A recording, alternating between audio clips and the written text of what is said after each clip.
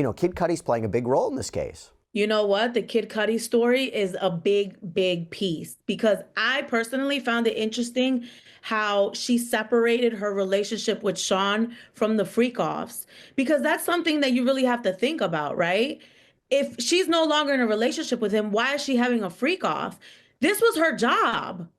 She she even testified, this felt like a job to me. This was a job in that if she stopped, there were consequences. And even when she was on a relationship break from Diddy, she made it very clear we still participated in the freak offs. That is a big deal. It shows that she's separating her relationship from him from the freak offs, which she testified that it was a job to her. And she's moving on with her life and trying to see someone else personally. And now there's retaliation, right? I mean, the threat of, hey, if you continue to see this person, there's something that's going to happen to him, and his car is going to blow up, and I want his friends to see it, right? There's Yeah. the threat. And then the car blows up. And then his defense team says, well, that he has nothing to do with that. I'm sure he has nothing to do with that. But how did you make a threat and then the threat was executed after you made it? You might not have been involved, but the question now lies, who executed the arson?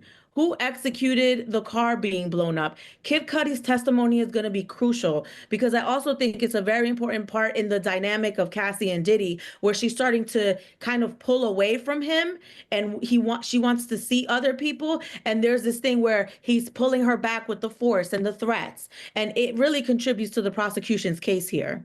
By the way, I'm going to read you in real time him on the stand, his testimony. So the prosecution called him. Apparently he's wearing a leather jacket, white shirt, blue jeans. Talks about who he is. He mentions Cassie, says we dated in 2011. Who else was she involved with? Sean Combs. What did you know about their status? He responds that she and Sean Combs had some problems and they weren't dating anymore. He's asked, in December 2011, did law enforcement respond to your home? Yes, I had a break-in. Cassie called me at 5:30 or 6 a.m. She said Sean Combs had found out about us. She asked me to pick her up, so I did, yeah. Why? She was worried. What was her demeanor? Very stressed and worried. Where did you go? The Sunset Marquee. Why? I thought it was safe, off the radar. Who else did you speak with? Capricorn Clark. She sounded near tears. What did she say? That Sean Combs was in the car near my house. There was an objection. It was overruled. You called Sean Combs? I did. He said, I'm over here waiting for you. When you arrived, what did the outside look like? Pretty normal. Any security camera? Yes, but I found out they weren't working. But the security cameras had been moved. Did you move them? No. What did you see inside your home? Gifts were open, some stuff I got from Chanel, and my dog was locked up in the bathroom.